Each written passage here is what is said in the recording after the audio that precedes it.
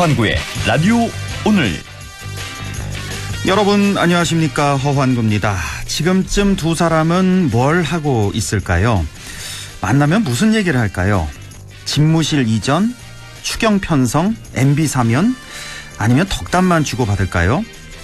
문재인 대통령과 윤석열 당선인이 조금 전 6시 청와대 상춘제에서 만찬을 갖고 있습니다. 당선되고 19일 만인데요. 역대 대통령과 당선인 회동 중 가장 늦습니다. 그동안 대통령 집무실 이전 문제를 비롯해서 한국은행 총재와 감사위원에 대한 인사권 행사를 두고도 설왕설래 많은 공방이 오갔습니다. 당선인 측에 따르면 회동을 막았던 걸림돌이 실무적으로 제거됐다고 합니다. 어떻게 실마리가 풀렸는지 궁금한데요. 잠시 후면 알 수 있겠죠. 아무쪼록 오늘 만찬 회동으로 인해 그동안 국민을 불안하게 만들었던 신구 권력 갈등, 이제 더는 안 보였으면 좋겠습니다. 갈등은 풀고 민생을 위한 의미 있는 결실을 내놓길 바랍니다. 3월 28일 월요일 라디오 오늘, 광고 듣고 시작합니다.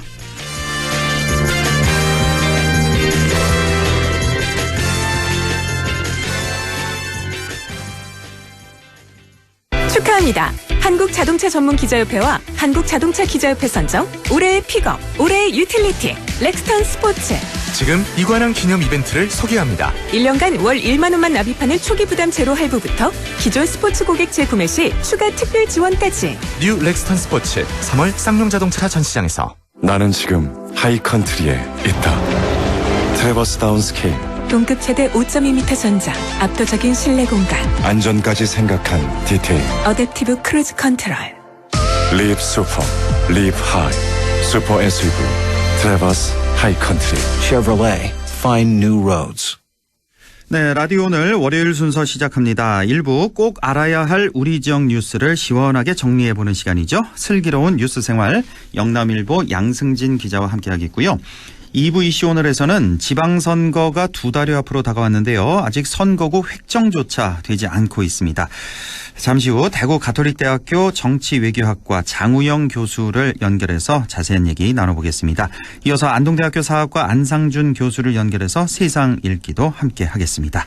라디오 오늘 유튜브로도 다시 들으실 수 있습니다. 많은 애청 바랍니다.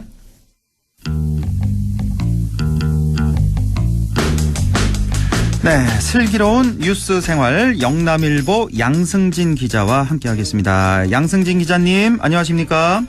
네, 안녕하세요. 예. 자, 우리 국토 면적의 20% 정도를 차지하는 경북. 우리 경북에는 백두대간, 소백산맥 등이 지나는데요. 이 천혜의 자연 환경을 자랑하는 이 백두대간과 소백산맥은 사실 도시 발달에는 제약을 많이 끼쳤습니다. 특히나 도내 북부권의 경우에는 이른바 BYC라고 해서 비, 봉화, 영양, 청송 이렇게 접근성의 사각지대에 놓인 시군이 제법 있는데요. 이 같은 상황에서 윤석열 대통령 당선인의 후보 시절 충남북 지역 공약으로 채택됐던 중부권 동서 횡단 철도 건설에 지금 관심이 많이 쏠리고 있다고요? 네, 중부권 동서 횡단 철도에 대해서 소개를 하면, 예. 이 서해안 지역인 충남 서산에서 출발을 해서 충남 당진, 예산, 아산, 천안을 거쳐서 충북 청주, 계산, 그리고 이제 경북 문경, 예천, 영주, 봉화, 울진을 동서로 있는 330km 길이의 철도 노선을 말하는데, 예. 건설을 위해서 추정되는 사업비가 한 3조 7천억 정도로 추산이 되고 있습니다. 그래서 이제 충남도와 그리고 충북도, 경북도는 이 2006년부터 매년 서울이나 수도권을 중심으로 한 기존의 남북축 교통물류망에서 소외된 중부권 내륙 지역을 동서축으로 하나로 연결을 하자라는 주장을 해오며 이 동서횡단 철도 건설의 필요성을 계속 요구해 왔습니다. 예, 중부권 동서 횡단 철도입니다. 충남 서산에서 시작해서 충북 청주를 거쳐서 경북 우리 지역 문경, 예천, 영주, 봉화, 울진을 잇는 330km 길이의 철도 노선인데 우리 지역에 그 고속도로가 있잖아요. 그 상주, 의성, 안동, 청송을 지나서 영덕으로 이어지는 이 영덕 당진 고속도로와 좀 비슷한 모양이 될 것 같은데 위도상으로 보면 살짝 좀 위로 지나가는 그런 철도 노선이 되겠습니다. 네네. 자, 이 철도가 들어서게 되면 어떤 효과를 기대해 볼 수 있을까요? 이 기본적으로 철도나 뭐 고속도로 등을 건설하게 되면 늘 이야기하는 게 이제 균형 발전 측면을 이야기를 하는데 예. 그 윤석열 대통령 당선인의 인수위원회가 이제 역대 대통령 인수위원회는 최초로 이제 균형 발전 TF를 이제 조직을 했거든요. 그래서 이런 부분들을 이제 균형 발전을 어필을 할 수 있을 것 같고 그리고 이제 방금 언급했던 중부권 동서횡단철도가 들어가는 뭐 당장 우리 지역만 해도 문경이나 예천, 영주, 공화 그리고 울진까지 대표적으로 이들 시군들은 인구 감소나 고령화 등으로 신음하고 있는 지역인데 예. 철도가 들어서게 되면 앞으로 도심 활성화나 또 도시 재생 사업 등에 크게 기여할 수가 있을 것으로 보입니다. 그리고 국가 주요 철도망과의 연결을 통해서 뭐 물류 비용이 감소하거나 수도권과의 접근성이 높아지는 그런 효과도 기대할 수 있게 됩니다. 네, 균형 발전, 뭐 도시 활성화, 수도권 접근성 등등의 여러 효과를 기대해 볼 수 있다. 자, 우리 지역을 기준으로 해서요, 이 중부권 동서횡단철도가 들어서게 되면 자, 철도 연결이 기대되는 곳 어떤 곳이 있을까요?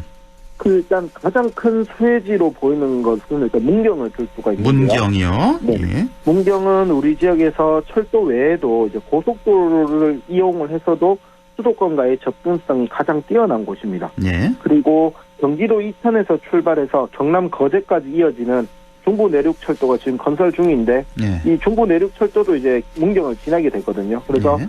현재는 충북 충주까지만 개통이 돼 있는데 앞으로 충주에서 문경과 또 상주 김천을 이어서 중부 내륙철도가 건설이 되고 나면 이 중부권 동서횡단철도와의 연결도 가능해지게 됩니다. 예. 이렇게 되면 국토 어디서든 2시간대 이동이 가능할 뿐 아니라 문경이 철도 교통의 중심지로 도약할 수 있는 계기가 될 것으로 기대됩니다. 지금도 문경이 아주 교통요지인데 더 수혜를 받을 것으로 보인다. 자, 그러면 영주의 경우에도 좀 큰 효과가 있을 것 같은데요. 영주하면 예로부터 철도 교통의 중심지 아니겠습니까? 그렇죠. 이제 그 중부권 동서횡단철도의 경우에는 충남이나 뭐 충북 지역의 철도도 그렇고 그다음에 우리 지역도 그렇고 기존의 선로 등을 이제 일부 재활용하게 되는데요. 예. 예를 들면 이제 현재 이제 김천에서 출발하면 상주를 거쳐 문경, 예천, 영주로 가는 경북선 철도가 현재도 이제 일부 구간에 대한 선로 개량 사업 등이 진행이 되고 있습니다. 네. 그래서 이 노선 등을 이제 중부권 동서횡단 철도가 들어서면 이 노선을 이제 활용하게 되는데 특히 이제 영주의 경우에는 안동과 함께 중앙선 철도가 개통하면서 중앙선 KTX가 개통하면서 수도권과의 접근성이 크게 개선이 됐습니다. 예. 게다가 이제 중앙선 철도는 내년 연말이면 완전히 개통이 되는데 이에 맞춰서 최근에는 시종청역을 청량리가 아닌 서울역으로 변경하는 방법이나 혹은 서울역에서 하루에 몇 대 정도는 출발 도착할 수 있는 방법 등이 계속 논의되고 있어요. 예. 이렇게 되면 자연스럽게 영주나 안동에서의 수도권 접근성이 높아질 수밖에 없게 됩니다. 예, 이렇게 문경, 영주 살펴봤고 또 지나가는 곳이 이제 예천 봉화인데 사실 이곳이 교통이 그렇게 썩 좋지는 않은데 이 횡단철도가 건설이 되면 숨통이 좀 트이지 않을까 싶은데요. 그 예천의 경우에는요, 예. 그 도청 신도시를 끼고 있기 때문에 그 문경역에서 또 따로 이제 도청 신도시와 안동역을 잇는 철도 노선을 새로 이제 신설하는 방안도 검토가 되고 있습니다. 아, 그래요? 그리고, 예. 네네. 그리고 이제 봉화의 경우에는 작년에 이제 개봉한 영화 기적을 보면 알 수가 있겠지만 봉화군의 북동쪽 지역들 뭐 소천면이나 모래면 이곳에서 울진군까지의 연결이 가능해지게 되면서 천혜의 자연환경과 연계한 관광겸 유입 효과 그리고 뭐 이렇게 되는 유무형의 경제적인 효과도 창출할 수 있게 되고 또 영화 그 기적의 사례와 같은 다양한 스토리텔링 자원들을 활용할 수도 있게 될 것으로 전망이 됩니다. 이렇게 해서 이제 울진까지 연결이 되는 건데 자, 이 동서횡단철도가 아직은 확정이 된 건 아니죠? 그렇죠. 그렇죠, 아직. 예. 그럼 그 실현 가능성은 어느 정도라고 보십니까? 이 사업 자체는 윤석열 그 대통령 당선인의 경북 지역 공약이 아니고 예.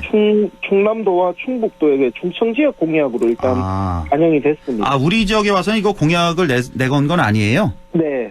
그런데 예. 실질적으로는 노선이 뭐 경북 지역도 지나는 만큼 예. 경북도도 나머지 이제 충청권과의 힘을 모아서 사업을 추진할 의지가 강하고 그리고 이제 지난 울진 산불 당시에 윤석열 당선인이 15일날 이제 당선인 신분으로 울진을 찾았었는데 예. 그때 이 사업의 필요성을 경북도가 전달을 했었습니다. 전달은 했군요. 네. 예. 아시겠지만 울진 산불이 이제 뭐 열흘 넘게 이어지고 이래서 역대급 피해가 발생했고 뭐 이런 산림 소실이라든가 이런 것들이 있는데 예. 그러면서 이제 복구 계획 수립이나 복구 절차 조립이 시급한데 그 과정에서 이제 정부를 상대로도 여러 가지의 복구 계획이나 이런 것들을 필요성을 전달을 하면서 예. 중부권 동서횡단철도의 필요성을 정부 차원으로 전달을 했고 이렇게 되면 이게 또 가능성이 있지 않을까라고도 판단이 됩니다. 알겠습니다. 아직 뭐 확정된 사업은 아니고 이 중부권 동서횡단철도 꼭 건설이 됐으면 좋겠습니다. 자, 다음 소식 지방선거 관련한 소식 준비하셨는데 자, 지금 지방선거 이제 한 2달여 앞두고 있는데 현직 경북도 의원들이 출마를 위해서 사퇴가 잇따르고 있다는 소식입니다. 그래서 네네. 다음 달 6일까지 예정돼 있는 경북도 의회 회기 기간에 일부 도의원에 출석하지 않을 것으로 지금 전망되고 있다는데 자, 이렇게 되면 의정 활동의 질적 저하가 뭐 불보듯 뻔한 거 아니겠습니까? 그렇죠. 일단은 도의원 58명 중에서 예. 자천 타천으로 시장 군수 출마가 예상이 되거나 혹은 출마를 선언한 도의원이 한 20명 정도가 지금 파악이 되거든요. 20명. 전체 네. 지금 58명이군요. 지금 네네. 경북도 의원. 그렇죠. 그중에서 20명 정도가 이번 출마를 선언할 것이다. 선언했고 이미 혹은 했는 선언할 분들도 것이다. 있고, 예. 3분의 1이나 되네요. 그렇죠. 생각보다 이제 많은데요. 네. 상당수 도의원들이 어떻게 보면 너도 나도 단체장 선거를 준비하는 상황이잖아요. 예. 그런데 이제 이 상황에서 이제 다음 달 6일까지 도의회 임시회가 열리고 있는데 예. 뭐 당연히 뭐 출마를 준비를 하면서 사퇴하신 분들도 있고 이래서 뭐 참석률이 당연히 떨어질 수밖에 없고요. 그렇죠. 그래서 이제 현재까지 도의회 사무처에 사직서를 제출한 도의원들을 보니까 예. 총 9명이에요. 9명인데 예.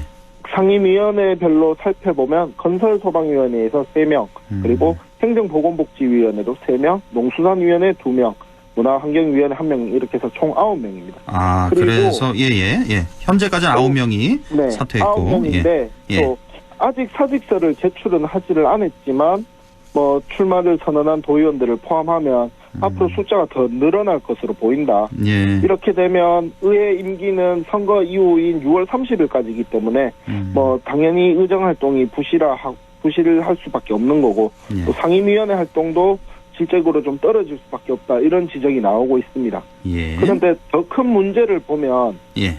제가 방금 행정보건복지위원회에 이제 3명이 사직을 했다라고 했는데 지금 지방선거에서 기초의회 선거구가 아직 획정이 되지를 않았어요. 그러니까요. 뭐 중대 선거구 문제나 이런 문제 때문에 아직 획정이 되지를 않았는데 이 문제를 이제 책임져야 할 행정보건복지위원회의 경우에는 위원장이 일단 사퇴를 했습니다. 행정보건복지위원회 위원장도 지금 사퇴 네. 중이고. 네네.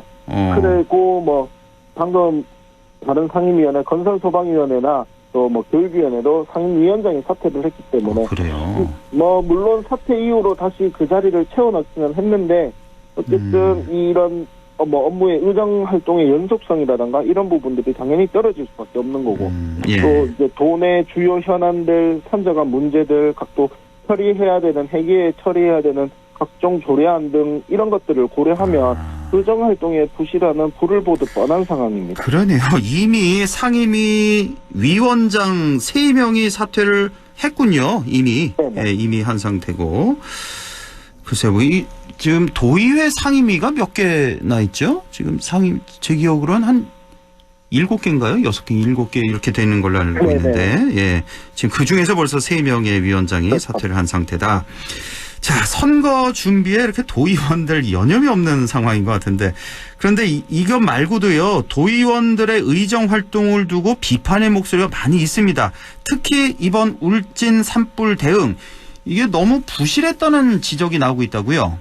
그 역대급 대형 산불이 이렇게 울진에서 경북에서 났었는데 도의회 의장단이나 뭐 해당 상임위원회인 문화환경위원회조차 이 대형 산불과 관련해서 의회 차원의 대응 그러니까 뭐 특별위원회를 구성을 한다던가 네. 대책 계획을 한다거나 이런 것들이 전혀 없었습니다. 그리고 도의회 사무처의 경우에는 뭐 산불 진화 작업에 매일 직원들 한 10명 정도를 동원한 것 그리고 뭐 전국 강력의회에 성금 모금을 요청한 것이 고작이다 뭐 이런 말이 나올 정도거든요. 예. 그래서 이 같은 이유를 보면 일각에서는 이제 산불 당시가 한창 대통령 선거 운동 기간이었던 만큼 그렇죠.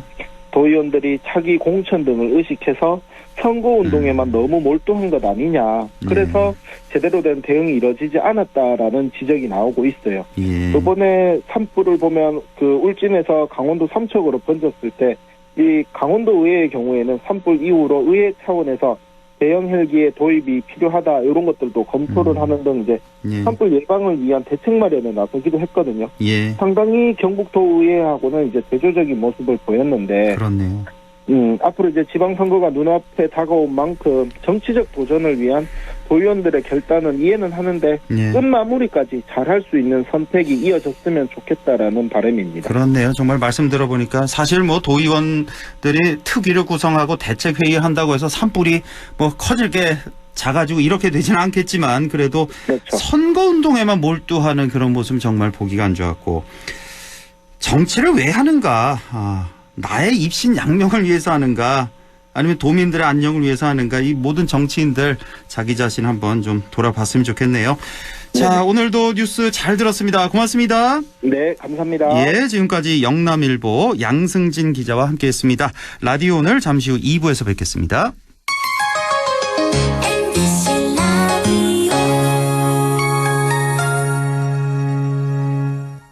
가구 살 땐 꼭 한번 가보자. 안동 명품 가구 백화점. 흑표 흑침대, 양성국 갤러리, 금성침대, 한국가죽소파, 장수돌침대. 다양한 브랜드 가구를 한 곳에서 쇼핑할 수 있는 대형 가구 전시장. 안동 명품 가구백화점. 예, 며느라. 밥 했어? 설거지 했어? 쓰레기 버렸어? 청소했어? 빨래했어? 개밥 줬어? 아들 낳았어? 딸 낳았어? 아무것도 안 하고 싶다. 이미 아무것도 안 하고 있지만 더 격렬하게 아무것도 안 하고 싶다. 지금은 그냥 라디오만 듣고 싶다. MBC 라디오. MBC 라디오. 라디오 청취자 10명 중 4명이 듣는 방송 국가대표 라디오 MBC 라디오. 이거 마스크 끈이 끊어졌네. 어떡하지? 이거 쓰실래요? 새 건데. 감사합니다. 모르는 사이지만 서로 배려하고 유모차 계단 위험해요. 아이고 고맙습니다. 문화는 다르지만 서로 도움 주고 여기 착한 빵집 돈찔러러 왔어요. 진짜요? 너무 감사해요. 방식은 다르지만 함께 응원하고 사진 보낼 땐 이걸 누르시고 찬송. 이제 알겠네. 고마워요. 세대는 다르지만 소통을 이어가는 우리. 존중과 배려가 우리를 하나로 이어줍니다. 공익광고협의회.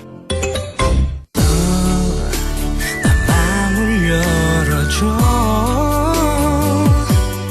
다가가 나 속삭이도록 언제나 내 생각으로 행복해야 해요.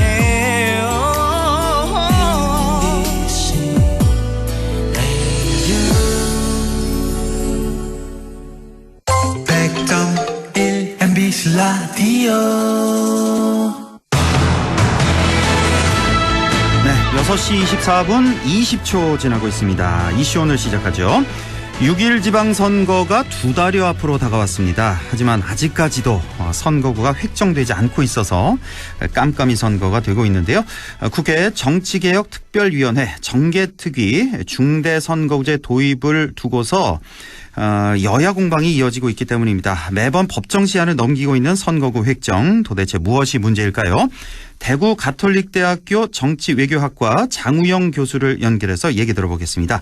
자, 장우영 교수님 안녕하십니까? 네, 안녕하세요. 예, 반갑습니다. 자, 네. 지방선거 이제 2달 앞으로 다가왔는데 아직도 선거구 획정이 되지 않고 있는 상황. 경기를 네. 치러야 하는데 룰이 아직 확정되지 않은 상황인데요. 이건 뭐 네. 매번 선거 때마다 되풀이되는 이런 모습. 지방선거뿐만 아니라 그 국회의원 선거, 총선에서도 가끔 볼 수 있는 이런 모습인데. 예. 자, 지금 이 쟁점은 무엇인가요? 예, 지금 그 앞에 말씀하신 것처럼요. 예. 일단 선거라는 경기를 하려면 경기 규칙이 있어야 되는데 예. 이게 원래 이제 올 초 내지 연말까지는 이미 확정을 했었어야 돼요. 근데 그렇죠. 아시는 것처럼 선거가 있었죠. 대선이 있었기 때문에 예. 대선 앞에 모든 일정들이 블랙홀이 돼버렸습니다. 아하. 그래서 이제 대선 끝나고 지금 이제 룰을 확정하는 단계인데 예. 일단 법정 시한은 넘겼습니다. 원래 이 법정 시한이 지난해였잖아요. 지난해 12월 그렇죠. 1일. 이게 지금 네네. 벌써 넉 달이 돼가고 네네. 있는데요. 예. 이제 그런데 항상 그래서 이제 좀 예. 이거를 좀 뵀습니다. 예. 예. 항상 법정 시한을 어겨왔기 때문에요. 그러니까요. 근데 지금 쟁점은 뭔가 하면 자, 선거를 해야 되니까 도대체 선거구가 어디에서 어디까지냐?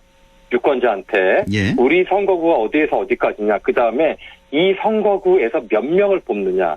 이 두 가지가 쟁점이 되겠습니다. 사실은 하나의 세트죠. 예. 자, 선거구 그리고 한 선거구에서 몇 명을 뽑느냐. 흔히 말해 지금은 소선거구제잖아요. 근데 이걸 지금 정개특위에서 중대선거구제로 바꾸려고 하고 있는 이런 이런 쟁점이 있는 거잖아요. 예. 네네. 이걸 조금 말씀드리면요. 예, 예. 이제 지금 현재 쟁점이 되고 있는 건 지방의회가 이게 두 개의 층이 있거든요. 예. 그러니까 광역시도의회가 있고요. 예. 여기는 이미 이제 기존의 선거구들을 그대로 준용을 사실상 합니다. 별 문제가 그래요? 없고. 예. 자, 그 아래 이제 그 시군구 의회가 있죠. 기초의회가 있습니다. 예. 예, 그래서 이 시군구 의회는요, 중대 선거구제로 뽑게 돼 있습니다. 현행 규정이. 아, 예. 그래서 중대 선거구제라 함은 최소한 2명에서 최대 한 4명까지 뽑는 겁니다. 예. 예. 그러니까, 그런데 뭐, 아시는 것처럼, 그, 우리나라 정당 체제가 실질적으로 양당제죠. 예. 그러니까 강력한 두 개의 정당이 있고 나머지 군소 그룹들이기 때문에 일단 여기에 양당의 이해관계가 있습니다. 예. 자, 2인에서 4인까지 뽑게 되는데 예. 일단은 하니까 양당은 어떤 선거구제를 원하겠습니까? 당연히 2명 뽑는 거죠. 예. 2명을 뽑으면 최소한 1명은 먹고 들어간다. 이게 그러니까요. 있습니다. 예. 네네. 그러면 지금 사실 네네. 민주당에서는 중대 선거구제로 바꾸자 이렇게 주장하고 있는 거잖아요. 네. 네네. 사실 속내는 그냥 지금 이 소선거구제 그냥 가는 게 당으로 봐서는 좋겠죠. 당연히. 그렇죠. 일단 이게 더 좋고요. 예. 자, 이제 우리가 이제 그 선거구가 우리가 어떻게 된 게 대통령제는 예. 우리나라 전체가 하나의 단일한 선거구죠. 예. 네, 정말 초강력 대선거구제가 우리나라 대통령제거든요. 예. 여기서 1명 뽑습니다. 그 다음에 약 250개 이상의 국회의원들을 약 250개 선거구에서 뽑거든요. 나머지는 예. 비례대표고. 예. 여기서도 어떻게 뽑는가 하면 1등만 뽑습니다. 소선거구제고요. 그렇죠. 예. 자, 그런데 기초의회는 2인에서 4인을 뽑으니까 양당제 말고 만약에 3인이나 4인을 뽑게 되면 예. 어떻습니까? 군소정당 후보들이 진입할 가능성이 훨씬 높아지겠죠. 그렇죠. 1등, 2등은 예. 양당이 차지하고 3등, 4등도 들어갈 수 있으니까. 그렇죠. 예. 그래서 이번에 대선 과정에서 이재명 후보가 그러니까 3인 이상 선거구제를 적극적으로 도입을 해가지고 다당제를 하겠다라고 했어요. 예. 자, 그래서 민주당이 3인 이상 선거구제를 대안으로 지금 갖고 나온 상태고, 예. 국민의힘 같은 경우는 그래봤자 그 눈 가리고 아웅이니까 거기에 동의할 수 없다 이런 입장이고요. 예. 반면에 군소 정당에서는 3인 이상, 최소한 3인 이상을 더 많이 늘려야 된다. 예. 지금 이런 입장을 유지하고 있는 겁니다. 그러면 지금 국회 정개특위에서 국민의힘과 그리고 나머지 네네. 정당과의 어떤 대결이라고 보면 되겠군요. 국민의힘은 예, 지금 실질적으로 소선거구제하자. 예. 네네, 나머지 그렇습니다. 민주당 비롯해서 뭐 정의당 등등 나머지 정당들은 중대 선거구제로 바꾸자 이런 싸움인데. 네네, 그렇습니다. 자, 지금 국민의힘의 그 주장 그 논리 좀 설명해 주세요. 왜 반대를 하는 건지. 자, 이제, 국민의힘에서는 아예 소선거구제로 바꿔서, 예. 그러니까 소선거구제는 한 명 뽑는 선거구제입니다. 예. 국회의원처럼. 그러면, 지금 2인에서 4인 뽑는 선거구제가 있는데, 이거를 더 잘게 쪼개야 되거든요. 예. 그래서, 어차피 지금 이제, 한국 사회는 다당제가 아니고 실질적으로는 양당제고, 3인을 많이 뽑더라도 안에 예. 그 안에 제3의 정당이 들어갈 확률이 크지 않다고 보는 겁니다. 왜 그런가 하면 예. 자, 이런 문제가 있습니다. 자, 3인 선거구제나 4인 선거구제가 제3당이 진입할 확률은 당연히 커지긴 한데 예. 또 여기 어떤 걸림돌이 있는가 하면 자, 그 후보들을 공천할 때요. 예. 선거구당 인원수 제한이 없습니다. 아, 그러니까 한 정당에서 2명, 3명 공천할 그렇죠. 수가 있다. 한 정당에서 복수 후보를 낼 수가 있습니다. 사실 제가 보기에도 예. 자, 일단 형식 논리에서는 국민의 힘이 밀려요. 예. 그런데 3인 선거구제를 하더라도 실질적으로 양당 후보들이 복수 공천되거나 아니면 당적을 잠시 무소속으로 옮겨서 탈당했다가 다시 복당하는 이렇게 승부를 봤을 때는 예. 사실상 과거와 큰 차이가 없을 것 같다라고 하는 제 생각도 있습니다. 그래서 예. 지금은 아예 민주당이 진정성을 가지고 이러한 개혁을 한다면 아예 선거구당 복수 공천을 금지하는 예. 법안을 내놓든지 예, 예. 아니면 정당들 간에 합의를 보자라고 하면 이렇게 되면 국민의 힘이 끌려 들어올 가능성도 있고 예. 실질적인 정치 개혁이 되지 않겠느냐 그렇게 그렇네요. 판단하고 있습니다. 예. 지금은 한 당에서 이제 2명, 3명 공천이 가능하니까 네네. 어차피 중대 선거구제로 가도 양당 정치 그대로일 것이다. 예, 이런 관측이 있는 그렇죠. 거고. 그 핵심은 그거군요. 그러니까 기초의원 공천할 때 한 당에서 한 명만 공천하도록 하는 것. 이게 네네. 핵심이 되겠군요. 그게 핵심이죠. 핵심인데 사실 민주당이 이렇게 갈 것인가. 그건 좀 의문이다. 이런 생각이시고요. 그렇게 갈 리는 제가 봤을 때 없어 보이고요. 없어 보입니까? 만약에 예. 민주당이 지금 일단 대선에서 패배했는데 예. 만약에 그렇게 간다면 아시는 것처럼 지난 총선에서 연동형 비례대표제를 도입을 했다가 위성 정당을 만든 바람에 예. 오히려 집권당이 다른 정당 를 방해하고 뒤통수 친다 이런 그렇죠. 비판이 있었는데 예. 만약에 복수정당 허용 금지 법안을 낸다면 이거는 좀 상당히 전향적인 조치가 될 것이다. 그래서 의회에서의 민주당의 권력을 훨씬 더 강화시키는 효과가 있겠다라고 보입니다. 그렇군요. 사실은 이 중대선거구가 가장 필요한 데가 영남 지역과 호남 지역 아니겠습니까? 사실 수도권 같은 경우는 여러 그때 상황에 따라서 나눠 갔는데 네. 우리 지역 같은 경우는 다 국민의힘 의원들 차지하고 호남 지역에는 다 민주당이 차지하고 이렇게 되니까 다양성은 실종이 되고 민의가 제대로 반영이 되지 않는 이런 문제점이 야기되고 있는데 자, 정의당 같은 소수 정당 있잖아요. 녹색당도 있겠고 국민의당도 있겠고 자, 이런 당에서 이제 중대선거구제 도입 상당히 간절히 원하고 있을 텐데 이쪽 당의 입장은 지금 어떻습니까? 그러니까 이 정당들의 입장이요, 기본적으로 2인 선거구제는 안 된다는 거죠. 그러니까 그렇죠. 이쪽에서는 인원을 많이 뽑을수록 좋습니다. 예. 네, 그러니까 선거구로 강력화해라라고 하는 입장이고요. 또 한 가지 제가 아까 말씀드린 것처럼 양당에서 복수 공천을 하지 말 것이라고 하는 주장도 있는데 사실 이 두 가지를 한꺼번에 관철시키기가 쉽진 않죠. 이 현실 정치에서. 그래서 지금 1순위는 일단 2인 선거구제는 안 된다라고 하는 겁니다. 3인 이상 선거구제 도입을 지금 요청하고 있는 거죠. 그렇군요. 예. 자, 일각에서는 기초의회는 차라리 전원 무소속으로 가는 게 어떻겠냐. 이게 풀뿌리 민주주의 취지에 맞는 거 아니냐. 이런 얘기도 나오고 있는데요. 이 주장에 대해서 어떻게 생각하십니까? 실제로 이런 실험을 해본 적이 우리나라 정치사에서 한 번 있습니다. 아, 그렇습니까? 뭔가 하면 그러니까 사실 기초의회를 둘러싸고는 몇 가지 쟁점이 있는데요. 아예 광역 의회도 있는데 기초의회가 뭐 실질적으로 할 게 뭐 있느냐. 광역의회 의원을 좀 더 많이 뽑아서 기초의회까지 일을 하자라고 하는 주장이 있습니다. 이건 기초의회 무용론이 되겠고요. 두 번째는 기초의회 의원들이 공천받는 과정을 보면 현지 국회의원이나 지구당 위원장의 낙점을 받아야 되는 구조 아니냐. 그러니까요. 이렇게 될 바에는 국민의 대표가 될 수 없으니 차라리 정당의 공천을 막자라고 했는데 과거에 이런 실험을 한번 해봤습니다. 그러니까 기초의회에서 공천하지 않는 선거를 한번 해봤는데요. 이게 사실 위헌의 소지가 조금 있습니다. 뭔가 하면 우리가 정당은 직업으로 정치하는 조직인데 이 정당으로부터 공천권을 박탈한다는 건 앞으로도 위헌의 소지가 있고요. 그다음에 실전에서 무소속으로 해봤더니 실질적으로 명함 색깔이고 옷 색깔이고 이게 전부 다 정당 일색 선거운동을 한다는 거죠.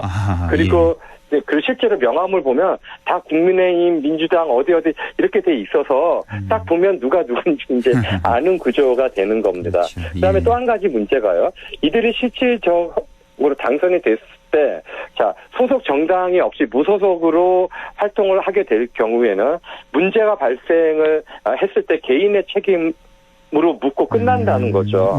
뭔가 하면 그 해당 정당이 함께 책임을 져야 돼요. 공당이. 이제 그래서 정당의 책임 정치도 상당히 희석화시킬 가능성도 있고 실질적으로는 정당 소속 멤버들이 그 정당 소속의 의원들이 무소속 행세하면서 가는데 이거는 뭐 어차피 다들 뭐 알고 눈 가리고 아웅하는 격 아니냐. 그래서 실질적으로 무소속 효과가 발생하지 않는다라고 하는데 문제가 있습니다. 그렇군요. 자, 이제 시간이 많이 지나서 마지막으로요. 지금 이런 문제, 선거구 획정이 자꾸 지연되는 문제, 개선이 분명히 필요해 보이는데 어떤 변화가 필요할까요? 저는 이제 일단 여기까지 왔으니까요. 그러니까 점진적인 변화가 조금씩 있긴 합니다. 우리가 변화라고 하는 게 한꺼번에 오지는 않으니까 저는 이번 기회에 선거구를 좀 더 광역화하는 거는 지금 거의 일치를 봤는데 여기에 플러스 그 후보 공천, 각 정당의 후보 공천을 1인으로 제한하는 이런 법안을 한번 들여서 우리가 실험을 해볼 필요가 있겠다라고 판단하고 있습니다. 선거구 광역화 그리고 한 걸음 더 나아가서 한 정당에서 복수 공천 금지하자 여기까지 필요하다는 말씀 여기까지 듣겠습니다. 교수님 고맙습니다. 감사합니다. 지금까지 대구 가톨릭대학교 정치외교학과 장우영 교수였습니다. 라디오 오늘에서는 청취자 여러분의 참여를 기다리고 있습니다. 우리 지역에서 발생한 사건 사고 소식이나 함께 토론하고 싶은 내용을 안동 MBC 홈페이지 라디오 오늘 게시판에 올려주시기 바랍니다. 전화와 문자 참여도 하실 수 있습니다. 전화는 851국에 7191번, 문자는 샵 0913번으로 보내주시면 됩니다. 문자는 단문 50원, 장문 100원의 정보 이용료가 있습니다. 여러분의 많은 참여 바랍니다.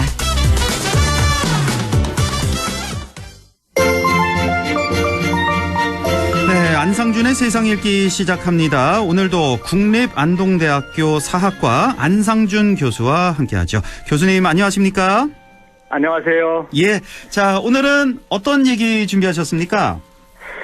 요즘 그 며칠째 계속 언론에 아주 뜨거운 이슈가 이준석 대표, 국민의힘 대표가 장애인들의 요구하는 투쟁 방식에 대해서 굉장히 좀 날선 비판을 하면서 이게 혐오 정치가 아니냐. 그래서 지난번 대선 국면에서 여성 혐오에 이어서 장애인 혐오까지 나오면서 예. 이게 좀 이제 우리 사회에 공당의 대표가 이래도 되는가 하는 그런 우려가 들어서 한번 얘기해 보려고 합니다. 네, 오늘 아주 따끈따끈한 이슈가 되고 있는 소식 준비하셨는데 혐오 정치 한마디로 뭐 갈라치기 정치. 지난 대선에서는 여성 혐오. 이번 대선 후에는 또 장애인 혐오.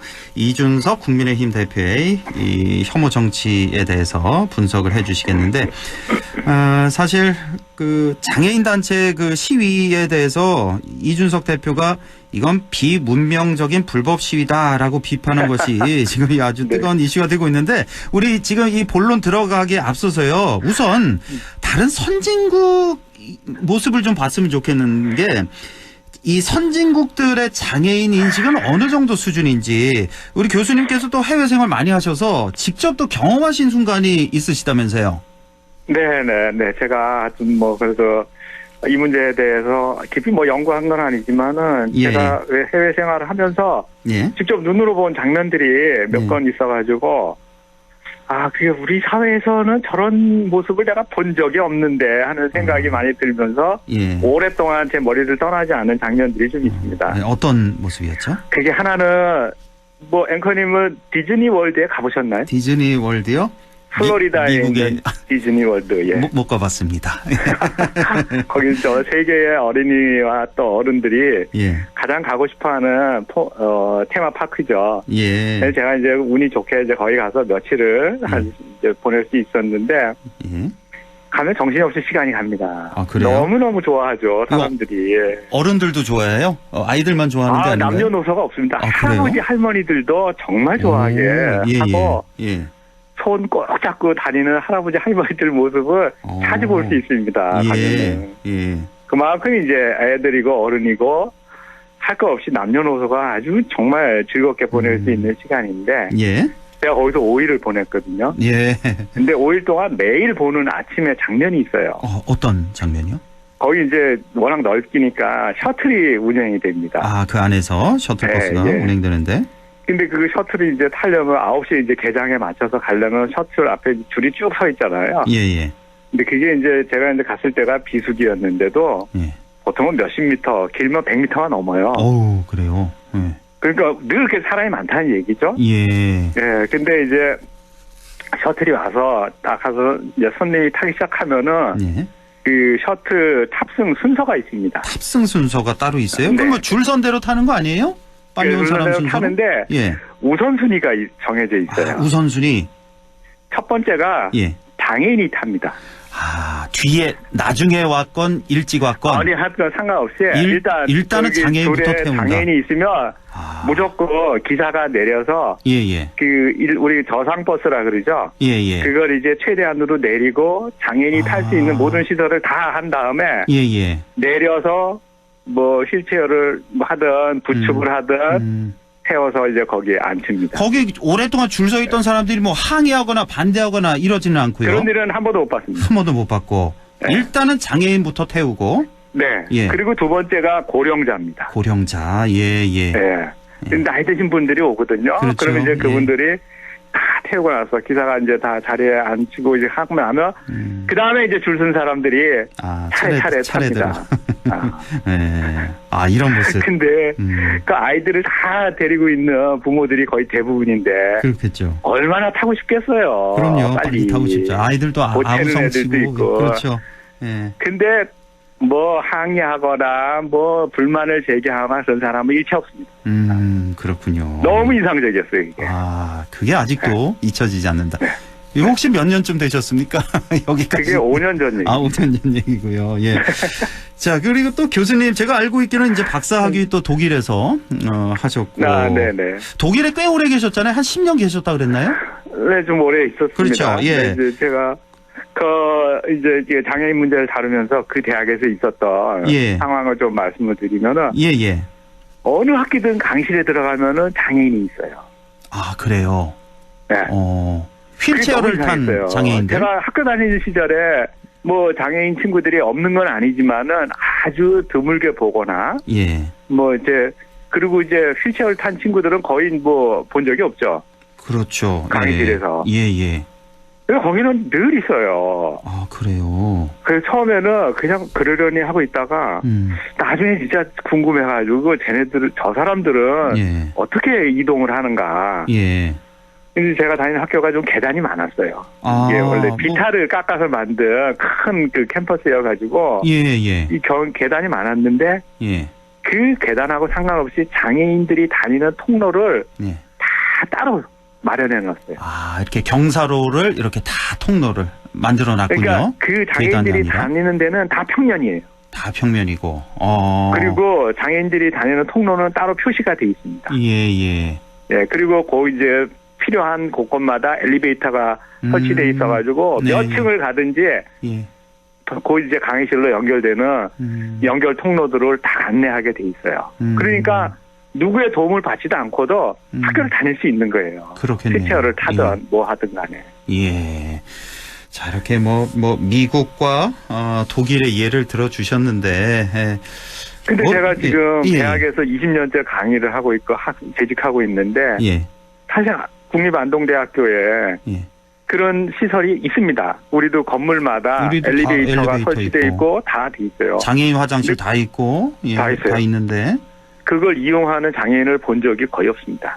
장애인 학생, 하긴 저도 그러네요. 저도 대학 다닐 때 휠체어를 타고 다니는 학생 제 기억엔 없거든요. 네. 우리 사회에 그 장애인 학생이 없다는 얘기인가요? 안 그렇거든요. 있겠죠. 있겠죠. 있는데. 네. 그만큼 학교 다니기가 불편하고 예. 그 장애인 학생들은 어딘가에 가서 따로 교육을 받는다고 봐야 되겠죠. 그러니까요. 예. 예. 일단 바깥 세상에 나오기를 좀 꺼려하는. 근데 그 왜 꺼려하냐? 강하죠. 우선 집 밖에 나왔다 하면 너무나 불편하니까. 그러니까요. 그래서 이제 다 가정에 머물러 있는 이런 모습인데. 자, 이제 그게 우리의 장애인 인식의 단면들이라고 볼 수가 있겠죠. 그렇습니다. 네. 예. 네. 자, 이제 본론 들어가야 되거든요. 근데 시간이 많지가 않은데. 근데 이준석 대표가 이렇게 얘기를 했어요. 예, 예. 그러니까 이른바 이제 장애인 협회 연대에서 하는 얘기들을 국민의힘은 다 들어줬다. 예. 그 얘기 왜 우리한테 하냐. 민주당에 가서 해라. 그리고 왜 시민들의 퇴근길을 볼모로 잡아서 시위를 하냐. 예. 그리고 저 사람들 약자가 아니다. 하여튼 좀 괘씸한 얘기들을 골라서 했더라고요. 예, 받아들이기 힘든 네. 그런 얘기네요. 이해할 수가 없는. 네. 그러니까 이런 생각을 할 수는 있습니다. 개개인 그렇죠. 생각은 자유로운 거니까. 그렇죠. 근데 공당의 대표, 제1야당의 대표가 공개적으로 장애인들을 비판하는 모습? 이건 좀 받아들이기가 좀 힘든데요. 그렇죠. 이제는 여당 대표입니다. 그렇죠, 이제. 두 달 있으면 여당 대표. 그런데 이준석 대표가 한 얘기들을 좀 따져보면은 시민과 장애인을 좀 대비시키고 있으면서 장애인 문제를 이제 부각시키고 있어요. 아, 시민과 장애인을 일종의 갈라치기 한다. 그렇죠. 예. 그래서 왜 시민들이 불편하게끔 그렇게 하는 걸 경찰은 그냥 놔두느냐 이런 식으로 이제 얘기를 하면서 장애인의 이제 투쟁 방식이 잘못됐다고 지금 얘기하는데 장애인은 그러니까 우리가 비장애인들에 비해서 핸디캡을 가지고 있는 사람들인데 이런 식으로 논리적인 그 반박을 한다는 것 자체가 공감 능력이 전혀 없는 사람이라고 봐야 되겠죠. 아하, 예. 그리고요, 예. 그리고 이제 거기에 이 사람들은 더 이상 약자가 아니다. 인간을 강자와 약자의 구도로 보면서 이 사람들을 일단 약자로 취급을 하고 있는 거예요. 그의 인식 속에는. 예. 그래서 장애인들의 요구는 그냥 동정과 연민의 시선으로 들어주는 게 기본 인식인데 국민의힘은 그만큼 다 들어줬다는 얘기예요. 그의 논리에 따르면. 예. 그래서 이와 같은 동정과 연민에 기반한 인간에 관한 인식은 이건 참 전근대적인 수준에 머물러 있다라고 볼 수가 있고요. 예. 그리고 세 번째로는 이제 국민의힘이 그렇게 장애인들의 요구를 다 들어줬다는 건 참 저는 이해할 수가 없어요. 듣도 보도 못한 얘기고. 예. 그리고 공당의 대표가 타당하고 비교하면서 우리 다 들어줬다. 저희 가서 얘기해라. 이렇게 말하는 거는 정말 정치인으로서 한심한 수준이라고밖에 얘기할 수가 없어요. 그렇군요. 이 국민의힘이 이미 다 들어줬다. 이게 뭐 혹시 그 선거 중에 국민의힘이 다 들어줬으니까 이제 선거 끝났으니까 민주당에 가서 외쳐라 뭐 이런 얘기인가요? 저 그 내용을 모르겠어요. 한 번도 저는 그렇게 생각해 본 적이 없거든요. 그렇네요. 그리고 설마 그렇다 해도 공당의 대표는 그렇게 얘기하면 안 되죠. 그럼요. 예, 공개적으로 이렇게 해서는 안 되는데. 자, 그걸 잘 모르고 있는 것 같습니다. 자, 일단 뭐 우리가 흔히 선진국 얘기를 많이 하는데 지금 우리나라 선진국이다라고 얘기 많이 하고 있지 않습니까? 저도 뭐 선진국이라고 생각하고 경제적으로 봐도 그렇고요. 예, 그런데 예, 이게 사실 선진국이라는 게요, 교수님. 뭐 돈만 잘 벌고 소득 수준 높고 잘 산다고 해서 이게 선진국은 아니잖아요. 아닌 것 같아요. 그렇죠. 그건 아닌 것 같아요. 예.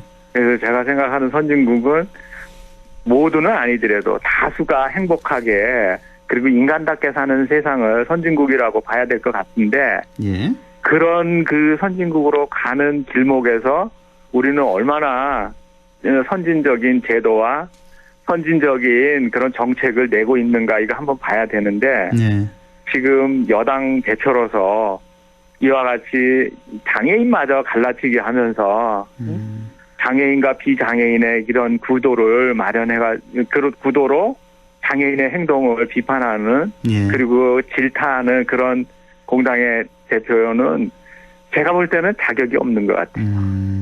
확실히. 그래서 불평등한 사회가 불평등이 없는 사회는 없겠지만 불평등을 최소한으로 하기 위한 노력을 공당의 대표는 해야 되는 게 당연한 그런 자세라고 생각을 합니다. 그렇습니다. 왜 우리가 부자에게 아니면 소득이 높은 사람에게 세금을 많이 거둘까요?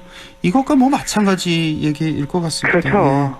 그래서 불평등과 그에 기반하여 불만이 많은 사회는 결국에는 분열되고 극단적으로 가면은 분단이 될 수도 있는 그런 그 파국적인 상황으로 갈 수 있다는 걸 우리는 늘 염두에 두고 사회적 안정이라는 게 뭔지, 평화적인 사회가 어떤 사회인지 이런 것들을 좀 대국적인 관점에서 대승적인 차원에서 늘 생각할 필요가 있고 공당의 대표는 그 많은 사람들의 얘기를 들어서 정말 평화로운 그리고 안전한 사회를 만드는데 헌신해야 된다고 저는 생각을 합니다. 알겠습니다. 오늘 아주 따끔한 그런 쓴소리를 해주셨는데 이런 생각도 갑자기 드네요. 그 시민 지금 이준석 대표 하는 논리가 시민들의 교통 불편 아니겠습니까? 그렇게 뭐 중요하게 생각한다면 사실 대통령 집무실 이전으로 따라오는 그 교통 불편, 그 어마어마한 교통 불편에 대해서도 한마디 해야 하는 거 아닌가? 이런 생각도 얼핏 들면서 시간이 다 됐습니다, 교수님. 오늘 여기까지 말씀 듣겠습니다. 고맙습니다. 네, 안녕히 계세요. 지금까지 안상준의 세상 읽기 국립안동대학교 사학과 안상준 교수와 함께했습니다.